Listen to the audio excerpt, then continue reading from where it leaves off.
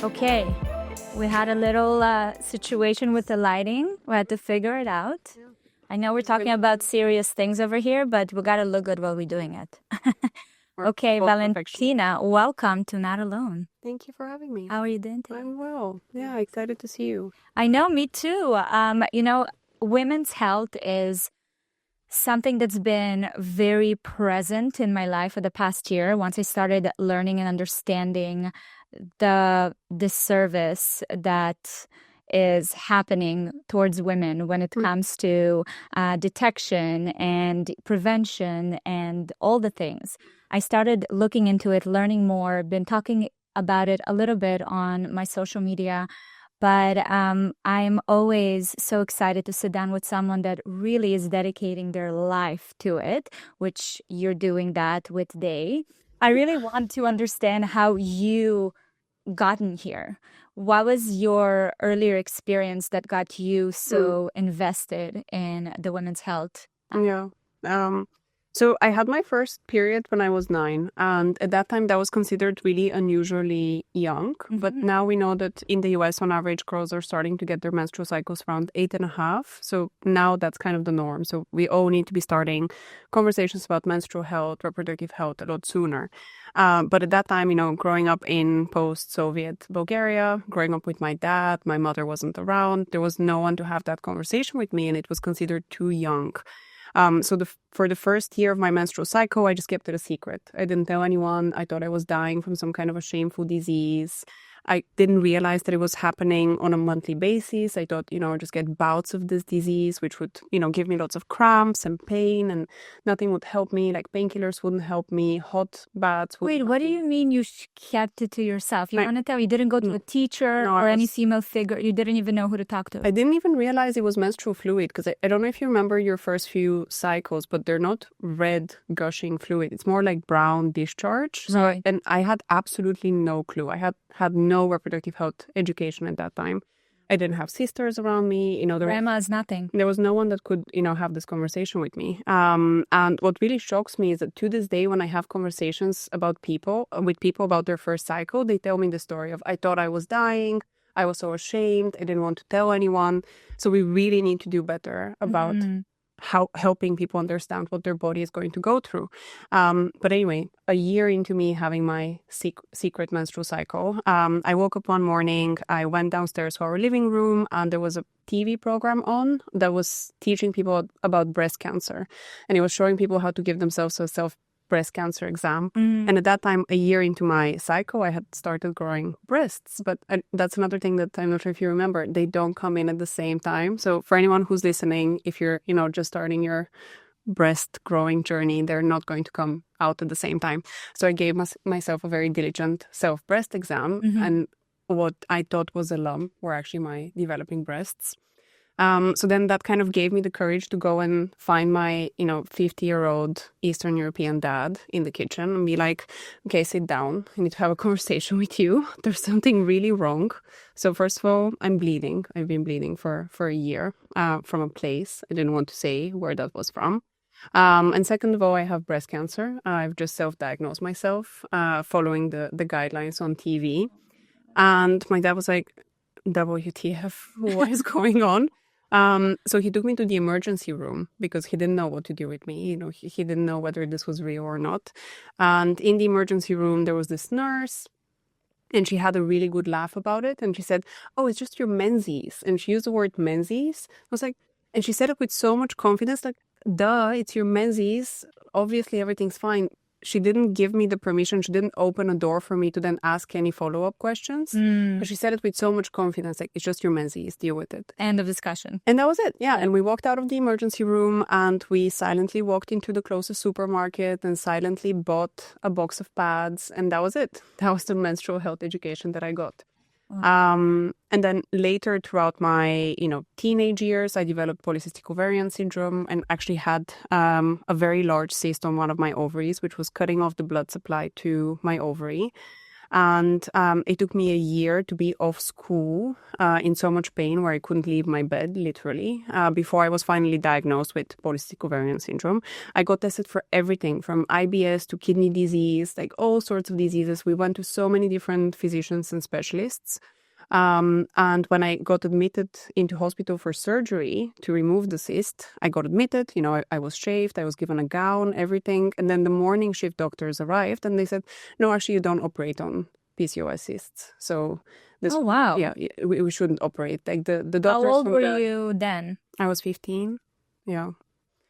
So the doctors on the previous shift, they were like, yes, we should operate. And the morning shift was like, no, clearly we don't operate on cysts. Anyway, at the end, I did end up getting the operation, which was very, very fortunate because it saved my reproductive health system from, having a cyst that would cut off the blood supply to my ovarian arteries. And still up until maybe when I was like 18, 19, I just thought, I'm so unlucky. Like, this is just bad fortune. This must happen to so few women. This is a very unusual experience. And then I started opening up to my friends and my friends started opening up to me. And I realized that my issues with my gynecological health were not unusual or very rare. They were actually the norm. And so many of us have gynecological health horror stories, but we don't talk about them. We think we're the only ones. And we get gaslit very frequently by the medical community because we know so little about the female physiology, how to diagnose it, how to treat it. So we just think, oh, this is on me. I should have done something different. I should have done something better. When I was being admitted into hospital with my ovarian cyst, I hadn't yet been sexually active, but the emergency room team told me, oh, this is an ectopic pregnancy. And I said, but I can't be pregnant. I've never had sex. And they said, no, like, you're lying. Clearly, this is an ectopic pregnancy. All of your symptoms, your pain, your unusual bleeding, that's clearly an ectopic pregnancy. And I spent, I think, like maybe 48 hours in which they were like drawing blood, doing tests, etc., thinking like, oh my God, how did I get pregnant? I've never had sex. Like, did someone rape me in the night? Like, is it true that you could just be in a hot tub or a swimming pool and like semen could swim up? Oh my God. Yeah, and those are the stories that lots of women have, but we're just so deeply trained. It's so entrained within us to be ashamed, to not talk about our story. So we never share the idiotic things that we go through. It's interesting because with every culture, it's different. I definitely think that in the Eastern European culture, there is a lot of secrecy and a lot of gatekeeping, and there's not a lot of conversation about many things. Honestly, everything kind of swept under the rug. But it's heartbreaking to hear how much of you trying to seek help propelled more shame and confusion rather than some kind of direction, which, it makes you angry, especially when you think about how many young girls are experiencing it to this day. And this happens all over the world. In Eastern Europe, at least, we have the advantage of having a gynecologist, right? Like, that's a normal thing. You have a gynecologist. It's usually the one that your mother used. It might be the gynecologist that helped deliver you as a baby. So they have all of this like context and your medical history. In the United Kingdom, which is where I started my company, Daye, people don't have gynecologists. You have the GP. The GP gives you your general practitioner, your family doctor will give you your pap smear, contraception, all of your reproductive health concerns. Unless it's something very serious like cancer surgery, you're not going to see a gynecologist up until, perhaps the time when you're having fertility difficulties. I did not know that. Yeah. What's the rationale behind it? Public health economics. So the National Health Service in the UK is very strapped for resources. So we're trying to be as cost effective as possible. And also just the complete trivialization of women's health issues. Wow, I'm shocked. Yeah. So at what point did you get up and like, okay, I need to do something about this? Yeah. So I grew up in a very unusual way. I was super independent as a child. I'm child number 4 out of 6 from my dad. He had many different wives. So I was an accidental child. I wasn't given much direction in life, which made me very bitter as a teenager. But now I'm actually very grateful for that experience because it made me hyper independent. So when I faced all of my gynecological health difficulties, I didn't have someone to turn to. So it forced forced me to rely on myself. It forced me to go into my school's library and to get out the biology books and then to read out all of the biology books and to get to the references and find the papers on anything to do with gynecological health. And that really built the stamina and just the habit of whenever I had a health question, I would just go out, read the research and come to my own conclusions. And that's actually how I discovered the vagina as a drug delivery mechanism. So the vagina is actually the safest and most effective way to give women medications, because when you deliver something vaginally, you entirely bypass the digestive tract, you bypass the liver. It's only the kidneys and the pelvic floor arteries that are involved in processing medications that are delivered vaginally. But because it's the vagina and it's stigmatized and we don't like it and we think it's ugly, whatever, we haven't necessarily developed medications that are delivered vaginally. So I came across all of these papers about the vaginal canal as a drug delivery mechanism, and I had the idea for our first product, which is a pain-relieving tampon that aims to absorb your menstrual fluid from the top of the tampon. So if you can imagine your cervix, the menstrual fluid is coming out onto the tampon, and then from the sides of the tampon that are pressing against the highly absorbent vaginal mucosa, we release our formulation, and that's how we create localized, fast-acting pain relief versus just having people take pills, which take a long time to get digested. If even really giving more effects than kind of negatives. And that's another thing, right? When I started looking into the health gap for women, you realize how little actually studies been done on women. So everything that we use for pain management, for detection, all the things were never really made for women. Yeah, I mean, the painkillers that we use for menstrual pain were never designed for menstrual pain.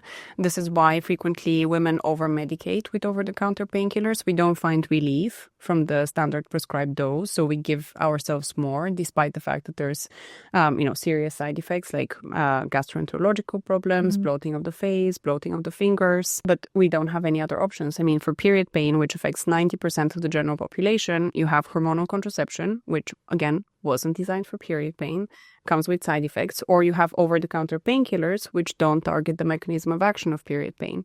And it's absolutely insane that we just let women suffer in pain in silence every month continuously for years without any targeted effort to provide actual relief. Give me a little bit of data. I know that women have started being included in studies only in like 1993. So everything before that was studied on men.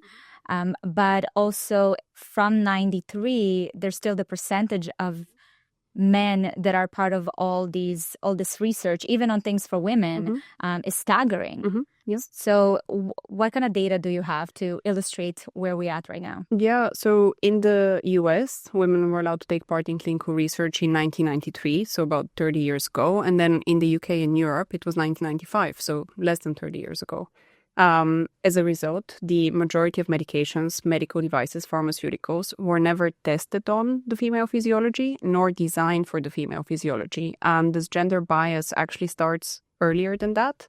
So before a medication is approved for human use, it typically goes through animal model studies. And even in animal model studies, researchers prefer to use male mice, male rabbits over female mice and female rabbits because they're worried, and this is the actual term that they use, about the pollution that the menstrual cycle would cause to the data.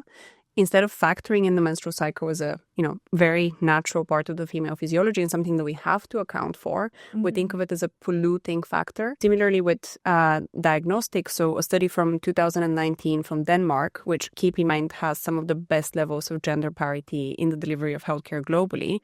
In 2019, they found that women get diagnosed later than men across 700 diseases. And for cancer, it's 3.5 years later. For diabetes, it's 4.5 years later. And then for female-specific conditions like endometriosis, polycystic ovarian syndrome, we typically have to wait 8 to 12 years to get a diagnosis. And this is an issue for the people that want to manage their symptoms and want to manage their condition. But it also means that your disease is progressing. So with endometriosis, for example, you have stage 1, stage 2, stage 3, and then stage 4, which is frozen pelvis. And about 50% of infertility cases are in people who have untreated, unmanaged endometriosis, which was just allowed to progress. because they were denied the opportunity to get a diagnosis. A few years ago, we went to Oxford University and we were part of this big symposium on endometriosis. And we were so excited because we thought we were going to go and meet the brightest minds in endometriosis management.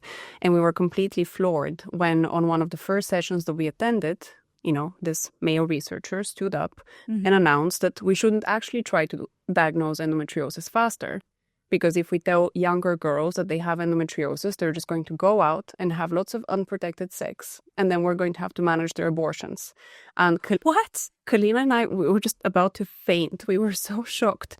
But the rest of the room, which included female physicians and female nurses that look after endometriosis patients, they were just nodding along. So we trivialize female pain and we ignore it. Why? How did we get here? Like, why is there no alarm sounded earlier? You know what I mean? That to me is such an important topic that touches, what is it, like half of the population? Yeah. Well, we have to keep in mind that, until the 70s, women were, homemakers. We weren't really allowed to have careers. We weren't allowed to go and pursue careers in medicine or research. So it was mostly male researchers who focused on male conditions and brought their male biases. And then another key issue is just the overwhelming lack of funding for gynecological health. So in the US, for example, the NIH, the National Institute for Healthcare, spends about 2% of its entire budget for everything healthcare. 2% goes to the entirety of women's health. So that has to stretch across breast cancer, menopause, endometriosis, fertility, just all of the women's health conditions. It's woefully inadequate. Yeah. And in private funding, now there's lots of lip service that's being paid to women's health. And I constantly... What is lip service? A female founder. I've created a women's health company, and every week I get invited to 3 or 4 breakfasts or panels or dinners about the gender funding gap. And they're organized by investors who very rarely themselves have invested in a women's health company. And they still use excuses like the market isn't large enough, your traction isn't compelling enough, we don't think that this problem is real enough. So in the private funding side of the investment landscape, there's even less allocation of capital that goes to female founders and women's health companies. So it's about 1% of the global allocation of venture capital that goes to the entirety of women's health. And then even in women's health, it pays to be a male founder. So about 70% of the funding that has gone towards women's health has gone to male founders. So it's a very interconnected set of issues. So lip service is, just for me, because I like the term. Yeah. So lip service is when they do the talking, but they don't do the walking. Exactly. Got it. That makes a lot of sense. There's definitely a lot of that. Where you don't put your money where your mouth is. I don't necessarily mind that, and correct me if I'm wrong because you're a female founder in the space, I don't necessarily mind that male founders get more funding for women-focused, products as long as it serves women. I think we need men to be allies. And at Daye, I'm very proud to have men on our leadership team and men within the ecosystem. But women fundamentally will have a lot more empathy for solving a women's health condition. We will be a lot more driven and we will actually be able to try the products that we're developing. Definitely a lot more insights, 100%. If the funding allocation distribution was less severe, if it was, say, 50% of funding goes to male founders or 60% of funding, I would be more okay with it. Given that it's the lion's share of funding that goes to male founders versus female founders, I think that's another issue that we have to talk about. So who is deemed to be an appropriate persona to be a founder, and why are women still not deemed to be an appropriate persona? So you've had obviously a lot of experience with Daye fundraising. You're a big part of the femtech that's happening. And I'm wondering, what is your experience of going to VC, talking about the company, the mission as a female founder? What have you seen the response to be? Yeah. So I'll start by saying that there are progressive male investors who do want to invest in women's health, and I'm very, very fortunate to have attracted some of them to Daye. With that being said, the majority of the experience fundraising as a founder female founder can be deeply uncomfortable. So still there's what I deem to be inappropriate behavior. So, like the slight touch, just like a little bit lower on your waist, then you would feel comfortable. That's still happening though, even with the Daye after the Me Too. I feel like men are so scared. No, that's still going on. Really? Yeah. That might also be because I'm very young and I'm Eastern European as well, and that like there's a whole, as always, it's a complicated series of factors.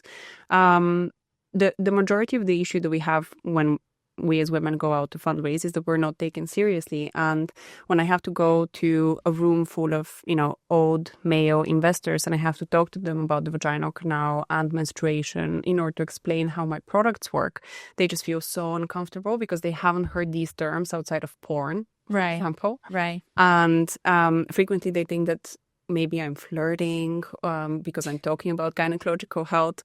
And other times, I just see like they stare to the ground. They want to avoid making eye contact. They're like looking at their watch, hoping that I would just leave the room and excuse them from feeling so uncomfortable. So that's why I feel so passionately about sharing very candidly about the realities of what my experience has been like, and also very candidly about what it's like to have a female reproductive system. I have no shame about it. I think we need more people to do that so that male investors and investors as a whole start feeling comfortable.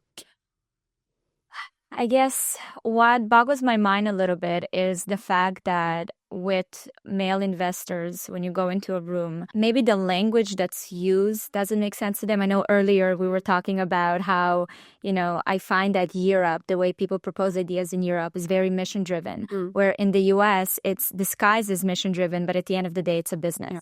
So maybe the conversations are not told in a way that they, that the male investors can understand. Yeah. Does that make sense? I 100% agree with you. I think female founders can often, I don't think we feel empowered to make a business case for our companies. We feel like we have to be so mothering and nurturing and impact driven and good and kind. So especially in Europe, I think you're right. Talking about money or revenue is seen as dirty, impolite. I mean, in my female friendship circles, we know each other's like nail technicians and who does our eyebrows, but like we never talk about our ETF investment strategy or like capital allocation, savings allocation. And every time I try and bring up finance with my female friends, just like my close group of peers who, share all sorts of life stories with me, it's like, oh, why are you talking about this? Like, don't talk about finance. It's dirty. And that's where we also need to change the conversation. You know what it is? I always think it's not a one problem and then one solution. It's a more holistic approach to how we conduct ourselves and the conversations we're having in order for the rest of the world to take us seriously. And earlier on, when I was having these conversations and earlier on in my career, I was talking a lot about different gaps in the system, but it was coming from a place of like men versus women. And I just at this point believe that it's counterproductive. It doesn't do anything. We need to find a way and for us to learn how to ask for things and to advocate for ourselves, because I think the men will show up once they understand what it is that we're looking for. Yeah, it's always a two-way street. Yeah.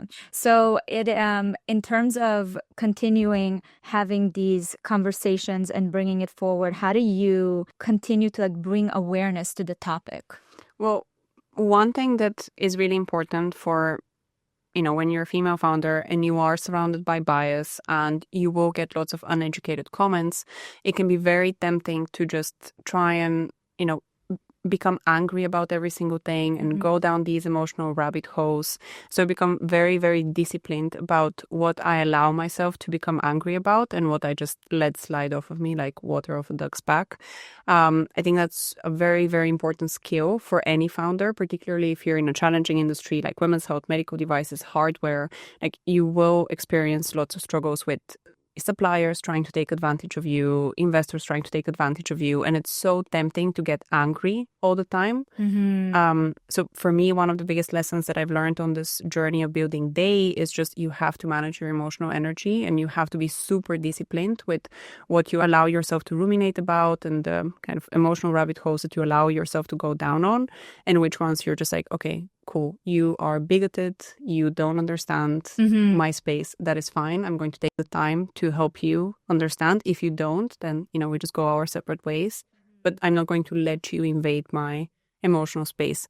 And that's very challenging. So I mentor a lot of female founders, and it's just every day you're attacked constantly with these microaggression acts or macroaggression acts, whether it's you're on the London tube and a guy is chatting you up and you don't want to be chatted up, and then you get off your seat and they start following you, and then you walk into an investor meeting and you're told that the women's health space isn't a large enough market, and your commercial traction isn't compelling enough. It's very tempting to just be like shouting to a pillow or just go out into the streets and shout. That's the most important skill for a female founder, just emotional discipline. How do you attend to it in practice? Well, I spent 12 years in therapy. My therapist recently broke up with me, which was a big shock for me because I thought therapy was for life. And did he you're graduated?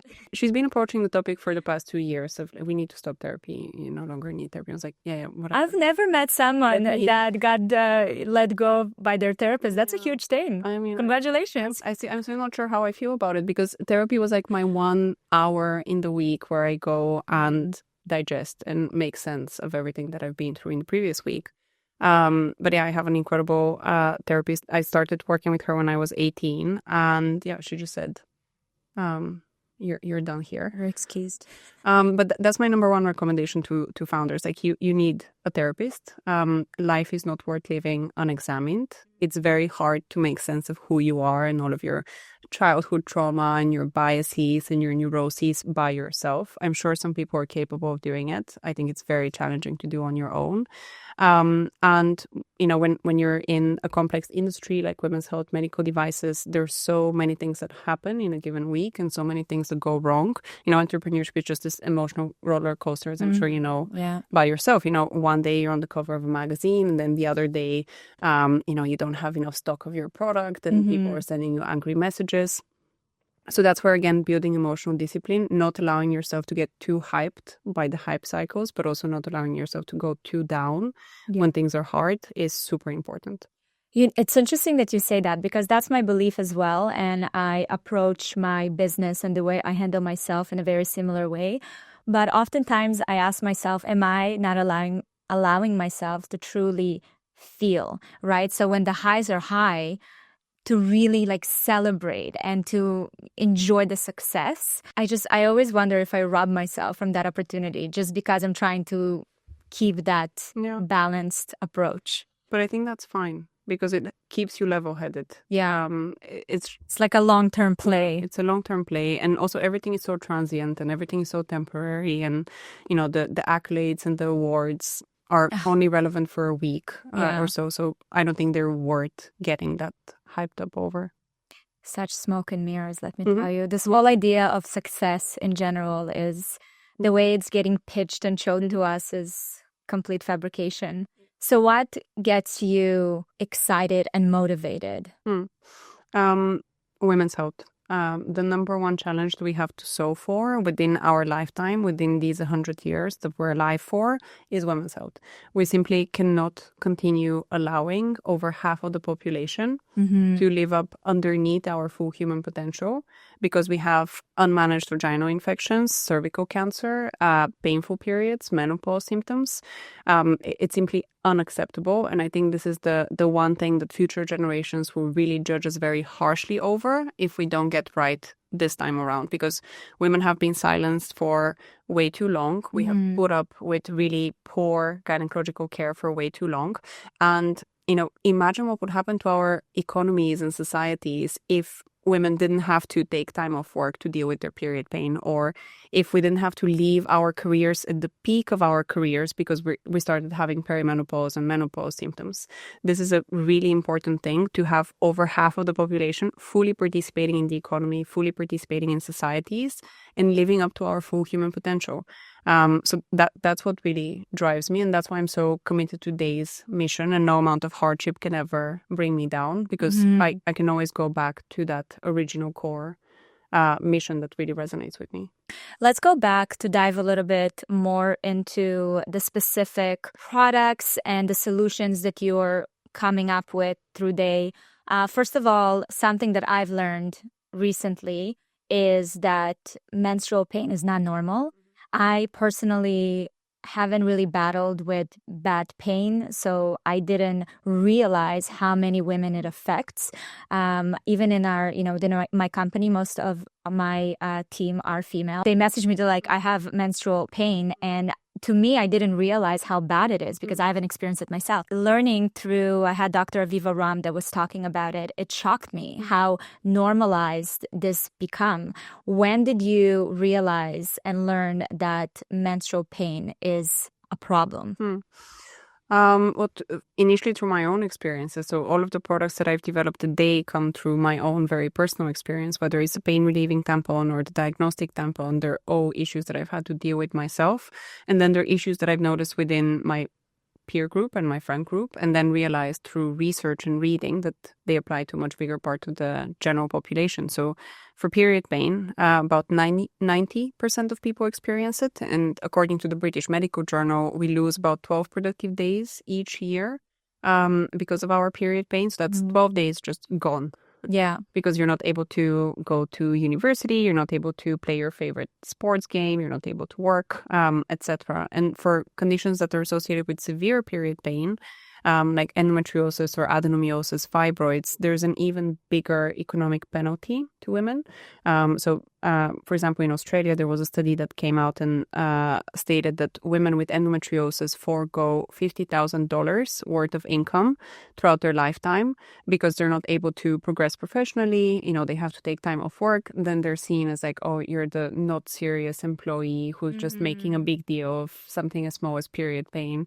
So it's a really big public health issue. That's where they started with period and pelvic pain with our tampon and our period and pelvic pain clinic, which is a virtual diagnostic for the root causes of period and pelvic pain. So tell me about that product, because that's what really caught my eye and made me really excited about this conversation. I've never seen that before. So this is the kit, right? So this is the Daye Diagnostic Tampon Kit, and it will help you get screened for STIs, HPV, vaginal infections, just any type of pathogens that might be living in your vaginal environment. And that, again, just came through my personal experience. So as Ariana Grande would put it, shout out to my ex. I had a phone call one Sunday from an ex-boyfriend, and he was like, I have an STI, you have to get tested. And I was like, oh my God, I've never had an STI. I was so nervous. And then Monday I have to get to work. I'm like Googling sexual health clinics near me. The first open appointment is on a Friday. So I have to wait from Monday to Friday, sit with like all of that anxiety. Do I have an STI? Do I not have an STI? I go on the Friday, I have to wait in line. It's mega awkward. You're just sitting there with a bunch of other people who most probably have STIs, and you all know why you're there. And then I went into the room, a nurse swabbed me, and then I left. And a few days later, they called me to give me my results, and then I had to go pick up a prescription. And I left that clinic thinking like, why? Why did I have to go through this? I could have done this by myself ages ago at the beginning of the week. And then at that point, I already had the idea for Daye and for our first product, for the pain relieving tampon. And the idea just kind of came to me, like, what if you could get screened with a tampon? Like, why do we use swabs in the first place? And then I went on a deep dive into the history of swabs. And as everything else in women's health, the swab was never designed for your vagina. It was designed for your nose, which, that makes sense, right? It's a very small surface area that the swab has. And I discovered old research papers from the 1980s in sex workers in South Africa, which demonstrated that just using a tampon instead of a swab increases the diagnostic accuracy for STI and HPV screening for cervical cancer greatly. Wow. But no one did anything with this research. And then there was a follow-up study from the University of Westminster. And again, it just, was published, and that was that. And started working on the diagnostic tampon, which is a way for people to get screened at home without having to go to a clinic, but with results that you can actually rely on. And it's the whole experience of gynecological health screening is way too disempowering. So instead of being half naked in front of a stranger with your feet up in stirrups and a metal speculum inserted in your vagina. And just a quick note on the speculum. The speculum was invented in the times of the Roman Empire, by the way, and the design of it is largely unchanged. I saw the talk you did and mentioning it. And I don't know if you guys, for those who don't know what a speculum is that device where they put it in your vagina to open it up to do all the testing. Cervix, yeah. It is the most uncomfortable unsettling procedure ever. Super invasive. And the fact that it was used and they came up with it during the Roman Empire and it's still around, looks pretty much the same, is mind-boggling. Yeah, it's the most commonly used medical device in gynecological health appointments. So you are giving us here an opportunity to... We can reach our cervix by ourselves. Guess what? With the help of a tampon. And the beauty of this is that most of us have already used a tampon. So no one needs to teach us how to use it. So, you open it up and then inside you have a sugarcane applicator. So it's sustainable. You're not contributing to plastic waste. It's bio-based rather than made out of petrol. And it helps you reach your cervix by yourself. So instead of you needing to have the speculum exam, which a lot of women actually bleed after a speculum exam as well. That's why we avoid them. Sorry, I'm having like a bodily reaction to the... Yeah. You can just use this. And with the applicator, you reach your cervix by yourself. Then you pull it out, the tampon. You collect the sample from the entirety of the vaginal canal. So the tampon has a lot more surface area compared to the swab. It actually covers all parts of the vaginal canal. And the reason why I'm so excited about the tampon is not just because of STI screening. It's also because of HPV and cervical cancer prevention. So globally, cervical cancer is the second deadliest female cancer, right after breast cancer. Really? Yeah, and it's entirely preventable. We can eradicate cervical cancer within our lifetime. Just by early detection? Early detection, regular screening, and vaccination. So even if you are vaccinated, you still need to get screened because there are multiple high-risk HPV strains that can cause cervical cancer. It's not just the 9 that the vaccine protects against. So you need to get screened and you need to get vaccinated, and your partner needs to get vaccinated as well. So it's not just women that need to get vaccinated. Men need to get vaccinated as well. And most people assume that you should only get vaccinated in school before you start having sex, but you can actually get vaccinated up to the age of 47. And people should. But how exciting is this that within our lifetime, we can stop a cancer that, if it doesn't kill a woman, it severely affects your fertility, it severely affects your overall quality of life and your comfort because, if you have cervical cancer, the cervix has to be removed or parts of the cervix have to be removed. Yeah. So this process, you put the tampon collects everything it needs to collect, and then you send it. You send it off to a lab. You have this pouch, which is a sterile pouch. You place it inside, just like this. And then you put everything back into the same box that you received it in. It has the label already on the back for the lab, and then you just put it in your postal box or you have a courier pick it up, and then you get your results online, and you have aftercare online as well, so you can connect with an OB or a sexual health nurse for a consultation, and if you need antibiotics, if you need antifungals, we prescribe and send to your door. That's amazing. I mean, it's really not that deep. It's just weird that we didn't. It's not that deep, but it's the things like this is changing the way we even understand our bodies. So it is a big deal. Yeah. It's kind of basic, but isn't everything this is a foundation. Yeah. That is amazing. And then let's talk about the CBD tampons. So you mentioned earlier on that I didn't even know that the vaginal mucosa is the best absorbent. Right. So you get the most kind of effect from a medication through that. Tell me a little bit about that. When you administer medication through the vagina, there's fewer side effects, faster onset, so it works faster. You can use a lower dose. There's so many advantages to using the vagina for drug delivery. We just need to do the research. We need to do the studies in order to deliver all sorts of medications vaginally. The pain relieving tampon is one. That's something that we have in the market already. We're currently working on a tampon to help you fight infections, to help you increase the health of your vaginal microbiome so you don't run into fertility difficulties later in life. Do you feel like you're getting support from the medical field in terms of the mission you're on? Now, yes. At the beginning, it was very challenging. So at the beginning, there was lots of knocking on doors, lots of doors being shut in my face. And it feels really empowering and satisfying now to have, some of the world's biggest medical institutions like the Royal College of Obstetricians and Gynecologists, the American College of Obstetricians and Gynecologists, invite us to do panels, the British Medical Journal, featuring our work, etc. It feels really great now. But if anyone who's listening is an entrepreneur and you have an idea for a medical device, just keep in mind that at the beginning, before you have lots and lots of safety and efficacy data, you will have lots of doors shut in your face, and you just have to keep at it. You have to keep knocking.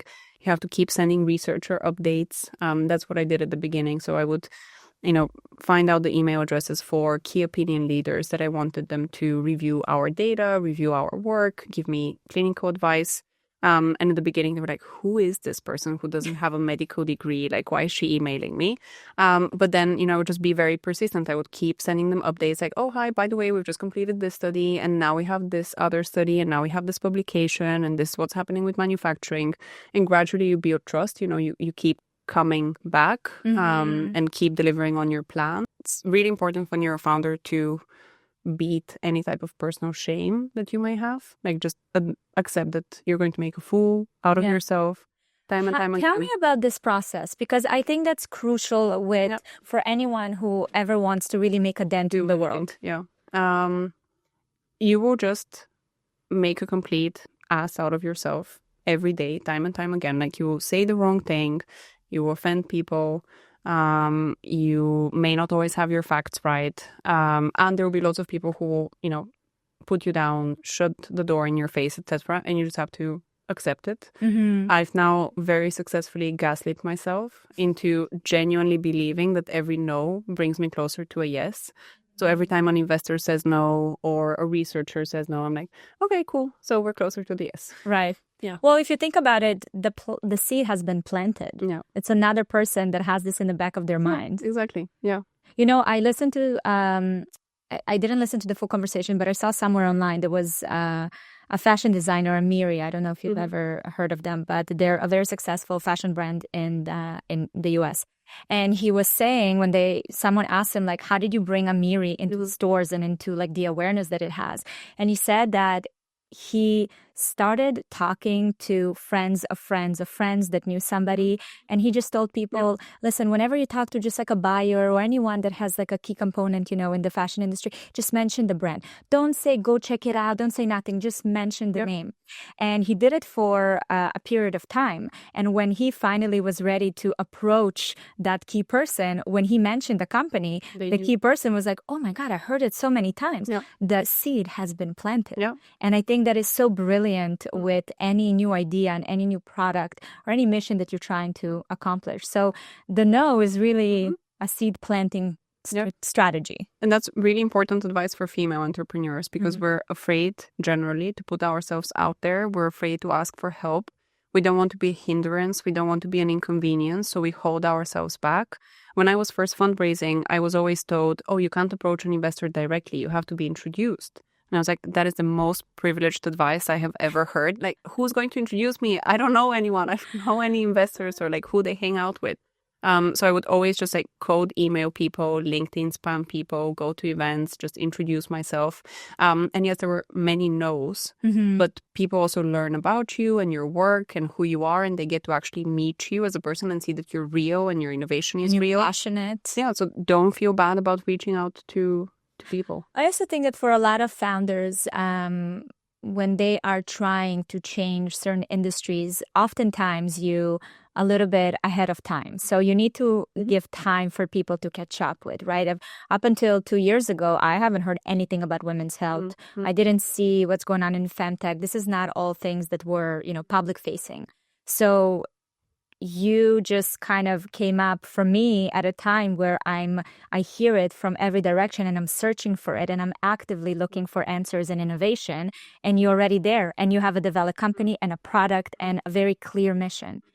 Beautiful. Like, this is the essence of timing, the right timing. Yeah, but this is like 8 years in the making. Exactly. Yeah. Exactly. I want to talk a little bit about the vaginal versus gut microbiome. Again, going back to the vaginal, because I want to bring it home how important that kind of relearning is for us, for women. So the vaginal microbiome is like the immune system to your reproductive tract. If you have a healthy, balanced vaginal microbiome that is dominant with lactobacilli, the good vaginal bacteria, you are at a lower risk of contracting STIs, at a lower risk of contracting vaginal infections, and also you are more likely to have successful fertility outcomes. You're less likely to have a miscarriage, less likely to have preterm labor, or less likely to have a poor IVF cycle. And the key difference between the gut and the vaginal microbiome is that the vaginal microbiome is a lot less complex. There aren't that many bacteria that can survive in the vaginal environment versus in the gut. And also there's a lot less that's being introduced into the vagina so that bacteria can stay compared to the gut. So gut microbiome screening can be helpful if you have persistent gut issues like IBS, etc. But with gut microbiome screening, you're going to receive a result with so many different pathogens for which there isn't an established clinical pathway. So you have this pathogen, but what does that mean? Like, what do you do about that? Whereas with vaginal microbiome screening, what we test for are specific pathogens for which there are clinical data and there is clinical evidence that they cause X, Y, Z, and also this is how you treat them. In vaginal microbiome screening, there's two main technologies. There's shotgun metabolomics, and then there's quantitative PCR. We focus on the quantitative PCR, where we tell you this is the pathogen that you have, this is what you have to do about it. And we also give you a ratio of your good versus bad bacteria. And that's what I feel most passionately about. So many things disrupt our vaginal microbiome. Douching, lubricants, condoms, semen, having a diet that's too rich in sugar, alcohol, staying in your leggings after you've worked out for a very long time, using synthetic underwear, because both of these things create heat, which then incentivizes some opportunistic bacteria to replicate. But we have no awareness of this. We have no awareness of how different methods of contraception affect our vaginal microbiome. And we also have no awareness of how something as small as a disruption to the vaginal microbiome can then have future consequences like recurrent bacterial vaginosis, which is a very painful condition associated with vaginal itching and burning, or potentially fertility concerns as well. So I think the vaginal microbiome is one of the key blind spots within gynecological health today. Until recently, screening your vaginal microbiome was very expensive. So very few people, only in the most elite IVF clinics and the most elite OBGYN offices were you able to do it. But you would also only do it if you already have an issue. If you know that there's something wrong and you've tested everything else and nothing else worked for you. But post-COVID, PCR testing became a lot more affordable. So now I'm super proud that we can offer vaginal microbiome screening to people who have persistent vaginal infections. They're not getting answers for a super low, affordable price. And is that something that you recommend like for every female to do maybe once a year just to kind of have a picture of what's going on there? It's a key indicator for your overall reproductive health. So it's important to screen your vaginal microbiome if you are in perimenopause or menopause, because the hormonal changes will have an impact on your vaginal health as well. That's why menopausal women are at a higher risk of UTIs, yeast infections. If you're pregnant, if you're trying to conceive, obviously it's important to know that there isn't a pathogen that's stopping you from becoming pregnant, especially with us now having children later in life. We have a limited window of years in which we can have a successful pregnancy. So why would you spend 3 years having recurrent miscarriages? Instead, you could just identify what's causing that and treat it. And then for people who have recurrent vaginal infections, so 1 in 4 women is estimated to have recurrent vaginal infections, and that's largely because of how we treat vaginal infections right now. We prescribe antibiotics or antifungals, and they kill bacteria indiscriminately. So they will kill your good bacteria and your bad bacteria, which means that you have less good bacteria to protect you against a follow-on infection, third, second, fourth. And how do you even repopulate? I know for the gut, you take probiotics, but what do you do for the vaginal? You can take vaginal probiotics. And we have a line of vaginal probiotics that have been clinically tested, confirmed that they survive in the acidity of the gut and the vagina. But there's also the gut-vagina axis. So if you eat probiotic-rich foods like kefir, kimchi, etc., those bacteria are going to make their way from your gut to your vagina. And actually, that's one of the reasons for why we have pubic hair, because it helps the bacteria travel from your anus to your vaginal opening. So for women who remove their hair, they're more likely to have recurrent vaginal infections because the good bacteria doesn't travel. One of the most curious facts about the vaginal microbiome that I've learned is that the health of the mother's vaginal microbiome at the time of delivery is directly related with the child's speed of development of their cognitive function, neuromotor skills. And the reason why I love to flag this is because, we're so quick to be so self-congratulatory of like, I graduated from this university and, I have this big career. Like, what if it's all related to what the bacteria of your mother's vagina was at the time of your birth, which you had no awareness of, like very limited means to control, etc. That's absolutely mind-blowing. Yeah. I just think that I'm excited for the future. I really appreciate the amount of like knowledge you're sharing because I'm excited for the future. I'm excited for women to be equipped with this information and to know how to attend to their bodies and their health. Yeah. Right now, there is so much information, but again, it's this feeling of overwhelming information that is not really targeted or focused on us women. So we do feel very neglected. And a lot of us are, looking for people like you to head sphere this change. So this means so much. I'm also really proud of my vagina. So this is like, I didn't know it's doing so much work. It's responsible for the intelligence of your children. There you go. And my children are very intelligent, so I'm very proud of that. When it comes to just like the safety and the studies and everything that goes into the process of creating your product, how does that work? Yeah. One of the most shocking moments for me in the history of building Daye was the first time I walked into a tampon manufacturing facility. First of all, I was only allowed because I played I'm a dumb young Eastern European card. They're so secretive, like they don't let anyone in. Wait, what does it mean? If you acted as tampon, like someone that knows what's going on, they wouldn't let you in? So, for example, now we're having a really hard time getting some of our tampon suppliers to let us audit them. We have to audit them as part of our FDA compliance, but they're like, no, thank you, not interested. And they know they have to do that. But, in the early years of Daye, we didn't have a website. I was 23. So I was given more information than I think someone else would have received. But one of the biggest shock factors for me was to realize just how deeply monopolized tampon manufacturing is. And there's other industry examples, like, for example, eyewear. Most of the glasses that we wear, most of the brands, they're all made in the same Italian factory. And that Italian conglomerate also owns like the distribution channels and the eyewear insurance, but very similar situation in tampons.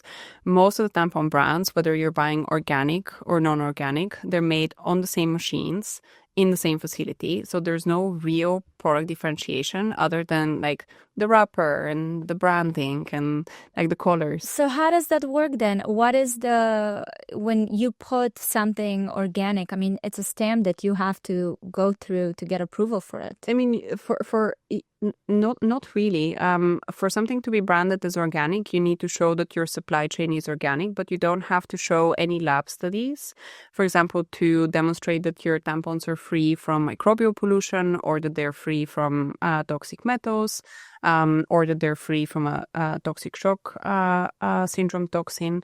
The FDA is the only entity that regulates tampons. In my opinion, they regulate tampons too loosely. Among other things that they regulate too loosely. Yeah, I mean, they have limited resources. But in Europe, in the UK, tampons are considered general hygiene products. So that's in the same category as toilet paper.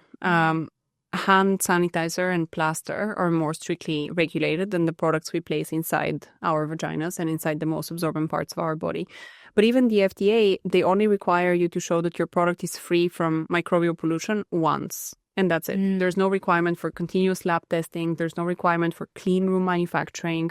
There's no requirement for sanitization. So you don't have to do something to your final tampon to confirm that it's free from bacteria, from the environment, etc. And when we spoke to one regulator who shall remain unnamed, but it wasn't the FDA, it was another regulator, they said, we don't really see why tampons have to be sanitized because lots of unsanitized things go inside vaginas all the time.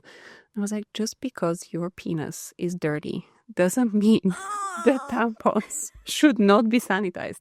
But yeah, there's just a lot of fundamental things that we're doing wrong in the manufacturing of tampons. And that's why we decided to bring manufacturing in-house. We initially had our first production facility in London, in the biscuit factory.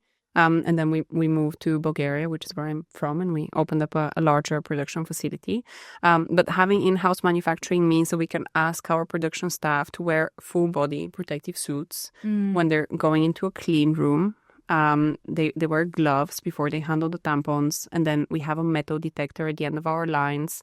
All things that you would consider the norm, right? Like you would never assume. That's what I thought was happening when okay, wow. It's not the norm. I mean, it makes sense with the study that came out, right? It was all over the place where it's like all the tampons, everything has lead or other metals, toxicity. That was a big shaker. We've been talking about heavy metals in tampons since 2019, just like publishing our lab results on our website.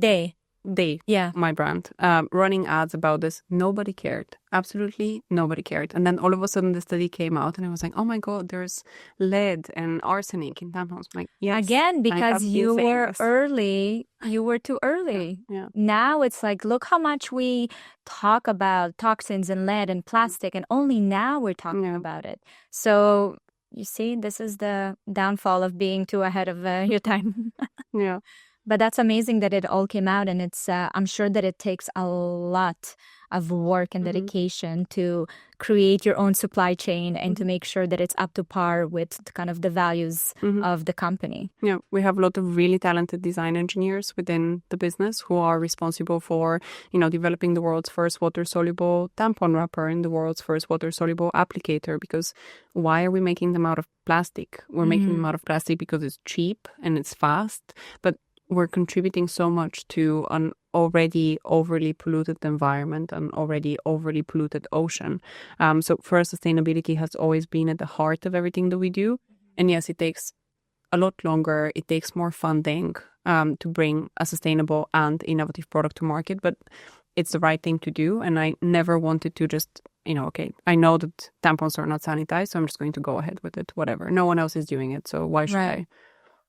Do you think that will ever change? I hope so. I hope so that with the awareness that we're raising, there will be more strict regulation on tampons. I'm very proud of the fact that we got The Economist to cover the fact that tampons are very poorly regulated because, The Economist is seen as this like very serious political magazine, and they spoke about tampons. I'm on my own mini crusade to educate more people about the standards in tampon manufacturing. And we also we open source all of the standards that we follow. So anyone that wants to follow the standards that we do can just copy our playbook that we took years to develop and just go ahead. I just really hope that it will become something that, these companies are willing to invest in, because it is a lot of investment. It requires more resources. But I think that we as a consumer forget how much power we have and that we don't need to just accept things for the status quo. We can change the way it's been done and made. And it really is a movement that needs to happen. Do you involve your community with the messaging and kind of bringing the awareness? Yeah. So one of the issues in women's health, if you're lucky enough to overcome the research gap and the funding gap, you then have to deal with this whole other issue, which is women's health gets blocked on traditional advertising channels, whether that be Meta or Google or Amazon or TikTok or out-of-home advertising. We're very, very restricted in what we can say because most of women's health content gets flagged as adult content, political content, pornography. We tried to run a bunch of out-of-home ads in New York and London. They got vandalized. The Transport for London and the New York regulator for the metro ads, they didn't allow us to publish them because we had a biologically accurate plastic model of the uterus on one of our ads, and that was too much for them. That was too offensive. I just saw, while driving here, like an ad with a penis on it. Yeah, so that's allowed. You can talk about erectile dysfunction all day long. You can have, like the cactuses in various different stages of, a very powerful green cactus is after the erectile dysfunction pill, and then a dried out cactus is before the erectile dysfunction pill. So you can talk about male health all day long, and that's totally fine. But women's health gets so severely restricted and blocked. On Amazon, for example, we can't place our vaginal microbiome screening kit because it contains the word vagina in the word vaginal microbiome, and they think that's an adult product or pornography. At the same time, on Amazon today, you can go and buy a virginity reinstating vaginal tightening cream, and you can also go and buy a fake hymen in case you ever need to fake your virginity. But as long as it's something that's actually solving a real gynecological health pain point, you're off the books. So we rely a lot on our community to promote our products and to get the word out there, to share with their friends, to share with their peers. But it's hard. We're not used to having women's health conversations. That's infuriating. It's not the first time I hear about it. I had a couple of sexuality experts on my podcast and speaking specifically, of course, on female sexuality and all the things that comes with it. And that was one of their issues as well, pain points, where it's difficult to bring that information, whether it's data, solutions, anything like that to mass audience because it gets blocked. Yeah. So post Roe v. Wade, Google changed its policies. So now you can't advertise contraception on Google, and this shouldn't affect us because we don't have contraception products, but they keep insisting that our tampon is a contraceptive, even though no one in the history of time has ever used a tampon as a contraceptive. Right. And we've been through multiple rounds of human reviews and AI reviews, etc., and they keep insisting that tampon is a contraceptive. So there is a real series of very severe blockers to anyone that wants to change the way that things are in women's health today. We're so afraid of women learning about their bodies. We need politicians on our side. We need men on our side. We need women of influence to be talking about gynecological health. And then we need individual consumers to be prioritizing their gynecological health. One of the biggest worries that I have about Daye is, we ask people to pay for our products. They're not free. Yeah. But a lot of us expect gynecological health to be free, either delivered through insurance reimbursement or delivered through a public payer.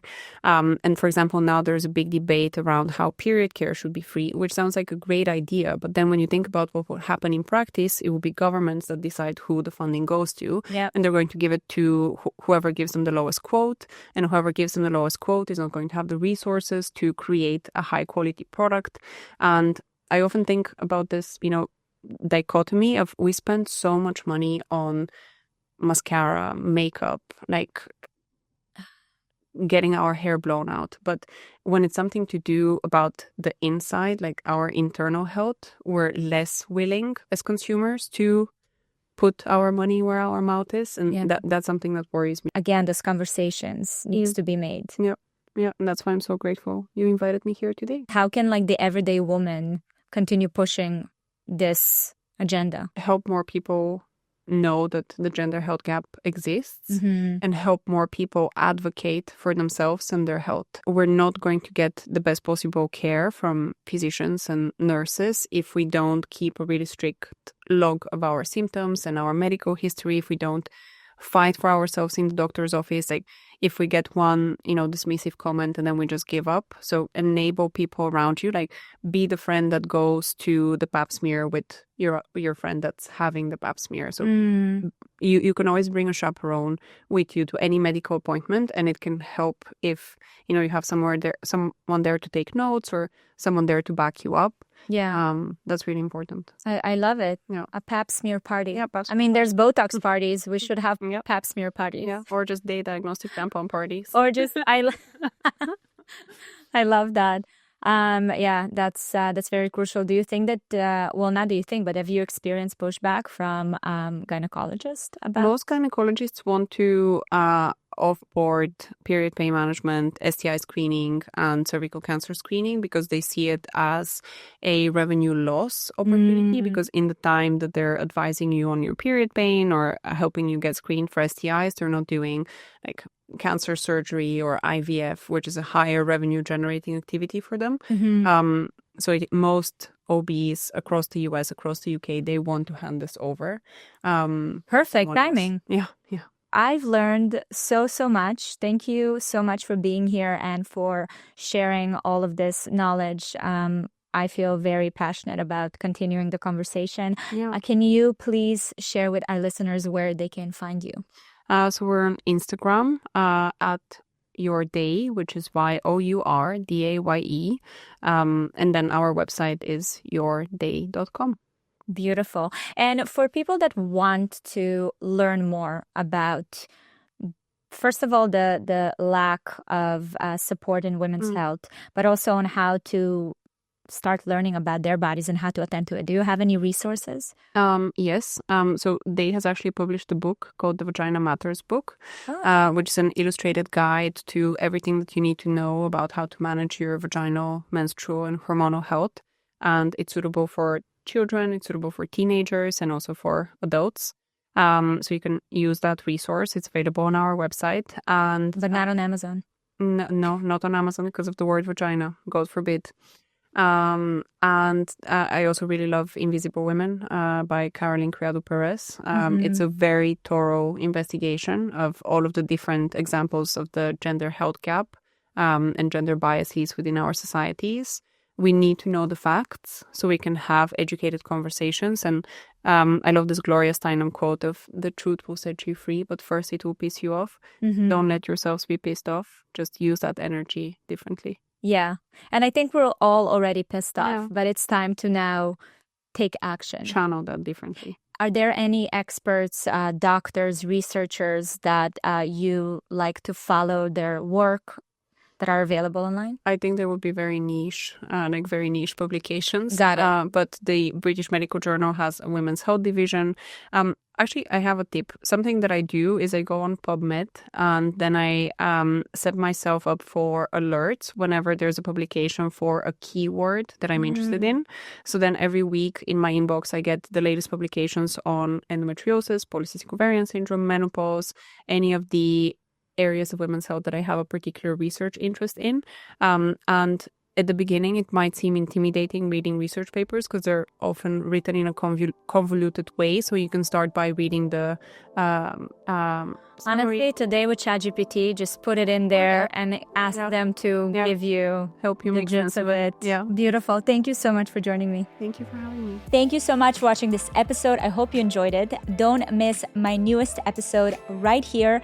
And if you're listening to the podcast on Apple or Spotify, please go and leave a review with your biggest takeaway. I love reading your thoughts. And if you have any suggestions for guests or topics, you can leave them in the comment section. And always remember, you are not alone.